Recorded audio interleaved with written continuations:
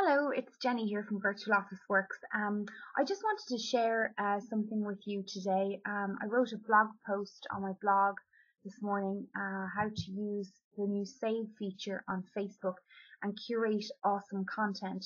So if you've been using social media for a while, you'll probably know that curating content is a huge part of maintaining your visibility on Facebook, Twitter, Google+, and it's a fantastic way to make new connections with people either in your industry or people who are interested in what it is that you have to help them with. So for example, like me, I work in social media, so I like to share articles that are going to help my fans and my followers, etc.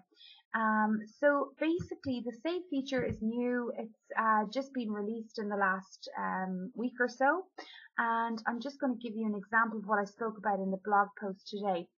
So if, like me, you get frustrated by the newsfeed running at a million miles an hour, which is what it does, and you see lots of articles, you may be on the train, or you may be having coffee, just scanning through your newsfeed. You'll see really cool articles, and you'll say to yourself, oh, must book that for later, or I must go back and check it. But the reality is that most of us don't, or we don't get a chance to. And there is so much great content out there available to us. So this new feature allows us to actually bookmark and tag fabulous content that we may want to share across other social media channels in the coming week or whatever.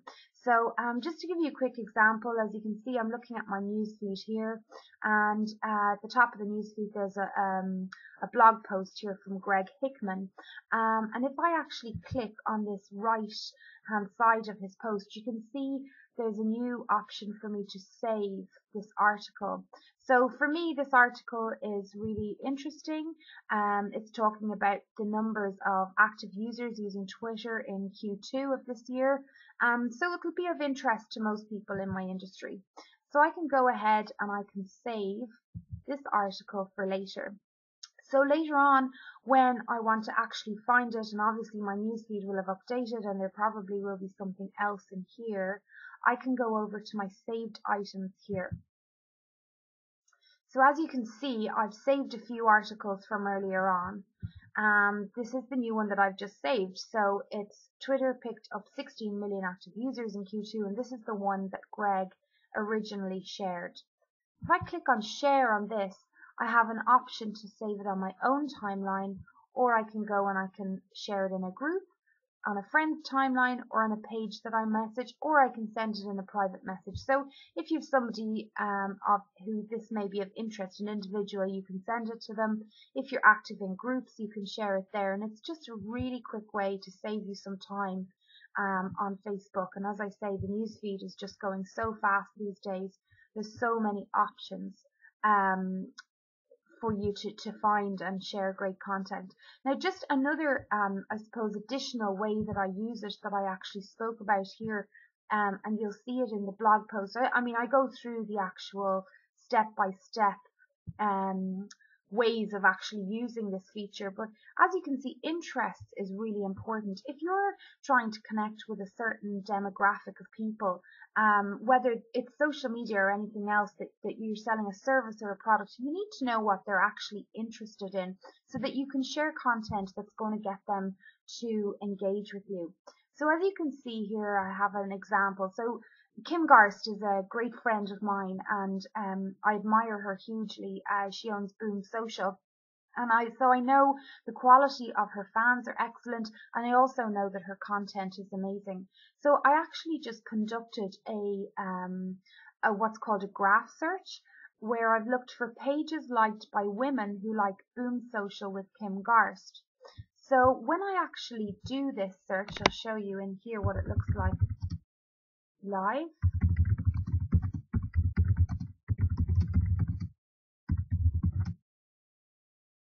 I bring it up. I can see all the pages that are liked by women who like Kim Garst. So this is good because I'm starting to get a picture of the interest of those people.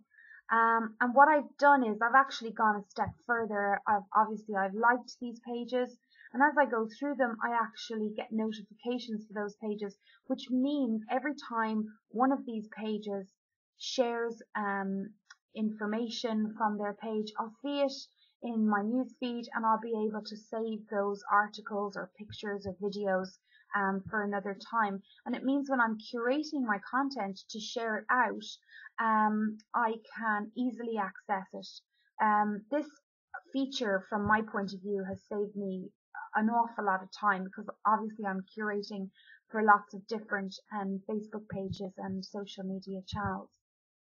As I've also gone down through the article, I find that by using the saved feature on Facebook, it's a great way to make new connections. So commenting on posts on other people's Facebook pages and commenting on blogs is a great way to start having a conversation with people. You just never know who you're actually going to meet, who you're actually going to open a conversation with through a Facebook comment or a blog comment. So it's a fantastic way of really analysing brilliant content.